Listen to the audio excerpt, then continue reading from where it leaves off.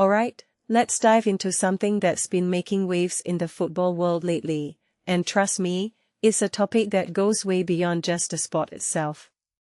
So, here's the deal, the Football Association, or the FA, has officially banned solid perimeter walls around pitches. Sounds like a small change, right? But personally, I think this is a massive step forward in player safety, and it's about time. Let me break it down for you. The decision came after the tragic death of Billy Vigar, a 21-year-old former Arsenal youth player. Billy suffered a significant brain injury after colliding with a concrete wall during a match in September 2025. It's heartbreaking, and it raises a deeper question: how many of these incidents need to happen before we take action? What makes this really interesting is that it's not just about one player's story, it's about a systemic issue that's been overlooked for far too long. I mean, think about it, why were these walls even allowed in the first place?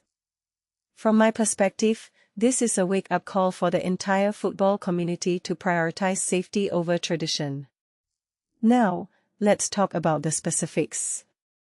The FA's review, conducted by independent experts, concluded that solid brick, breeze block, or concrete barriers are no longer permitted around pitches in the National League system for men and the Women's National League. What this really suggests is that the sport is finally catching up to modern safety standards. But here's the thing, this isn't just about removing walls. It's about rethinking the entire infrastructure of the game. One thing that immediately stands out is the fact that clubs are now required to assess the safety of their pitch perimeters on an ongoing basis. That's huge, because it shifts the focus from reactive to proactive measures. What many people don't realize is that this isn't the first time something like this has happened. Remember Alex Fletcher from Bath City? He suffered a fractured skull after colliding with a concrete advertising hoarding in 2022. It's almost like these incidents have to pile up before anyone takes them seriously. In my opinion, that's a failure of leadership. The government and the Professional Footballers Association had to step in and push for change, and even then, it took time. This raises a deeper question: why does it always take a tragedy to spark action? Now, let's talk about the funding aspect. The FA and Premier League are providing financial support to help clubs make these changes. On the surface, that's great news. But if you take a step back and think about it, it's also a bit frustrating. Why wasn't this funding allocated sooner?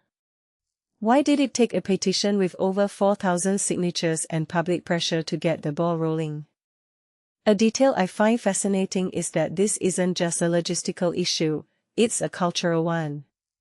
Football has this tough, no-nonsense image, but at what cost?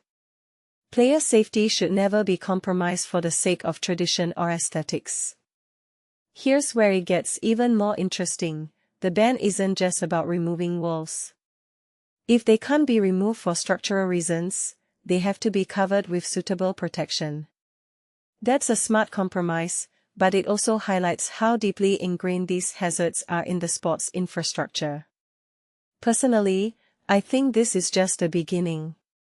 If we're serious about player safety, we need to keep asking questions and pushing for change. What other risks are we overlooking? How can we make the game safer without losing its essence? So, here's my closing thought: this ban is a step in the right direction, but it's just that, a step. The real work lies in changing the mindset of the football world. Safety shouldn't be an afterthought, it should be baked into every decision we make. And if you're watching this, I'd love to hear your thoughts. Do you think this ban goes far enough? What else can we do to make the game safer? Let's keep the conversation going, because this is bigger than just football, it's about protecting the people who make the sport what it is.